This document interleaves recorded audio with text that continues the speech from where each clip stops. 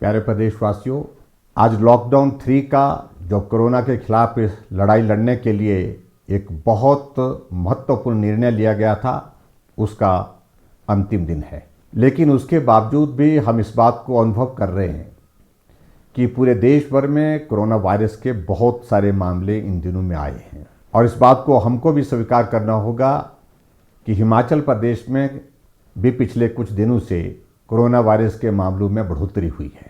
ऐसे में आदरणीय प्रधानमंत्री जी ने सभी प्रदेश के मुख्यमंत्रियों से बातचीत करने के पश्चात एक निर्णय लिया है कि कोरोना वायरस के खिलाफ इस लड़ाई को और ज़्यादा गंभीरता के साथ लड़ने की आवश्यकता है और लॉकडाउन अभी पूरे देश भर में समाप्त नहीं करना चाहिए, क्योंकि ऐसी परिस्थिति अभी तक नहीं आई है।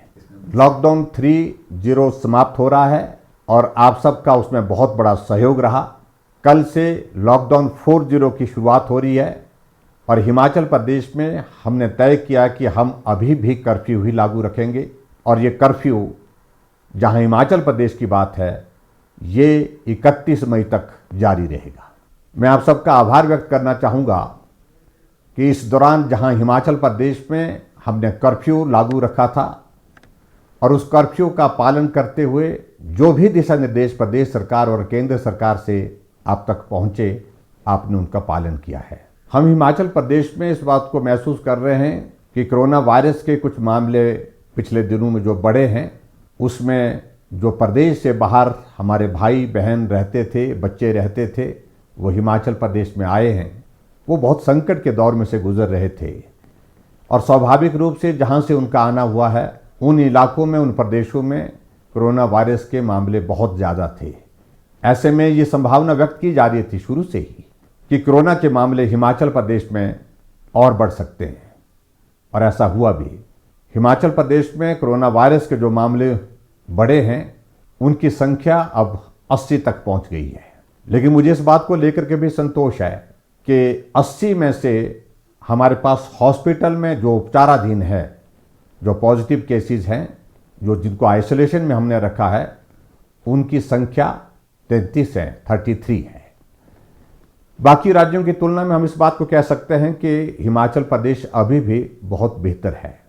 लगभग 60,000 से ज़्यादा लोग जो हिमाचल प्रदेश के निवासी हैं, दूसरे प्रदेशों में फंसे हैं, वो अपना घर वापस आना चाहते हैं।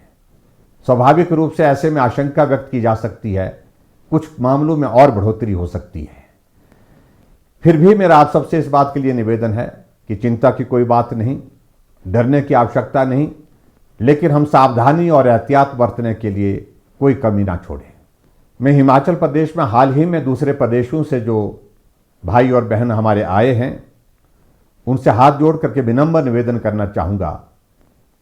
आप अपने घर आए हैं, आप घर में आने के पश्चात अब सुरक्षित हैं, लेकिन उसके बावजूद आप होम क्वारंटीन में हैं, तो होम क्वारंटीन के नियमों का पालन करें।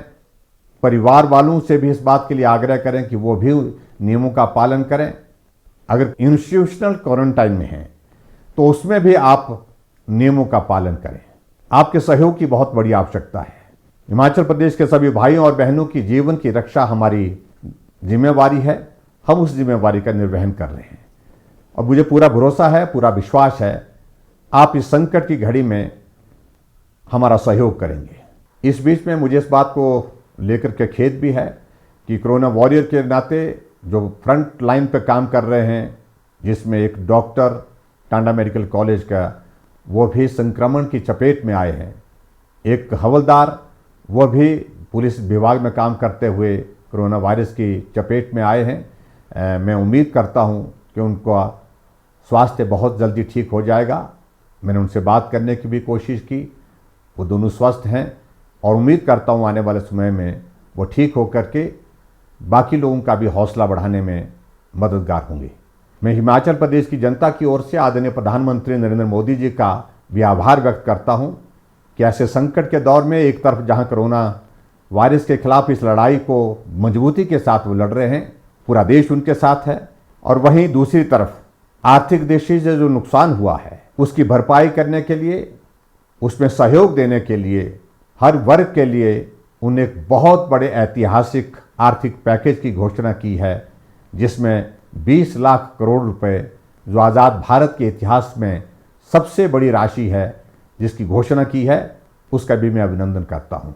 एक बार फिर से मैं सभी हिमाचल वासियों का आभार व्यक्त करता हूँ, जिन लोगों ने अपने सीमित साधनों के बावजूद हर तरह से मदद करने की कोशिश की है।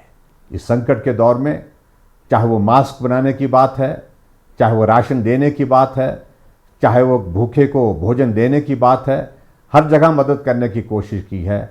उसके लिए भी मैं हिमाचल प्रदेश के सभी भाई बहनों का आभार व्यक्त करता हूँ। आप सबके सहयोग और समर्थन की उम्मीद के साथ और इस विश्वास के साथ कि हम सब लोग निश्चित रूप से कोरोना पर जीत हासिल करेंगे, आप सहयोग बनाए रखिए। आप सबका बहुत बहुत धन्यवाद। नमस्कार। जय हिंद, जय हिमाचल।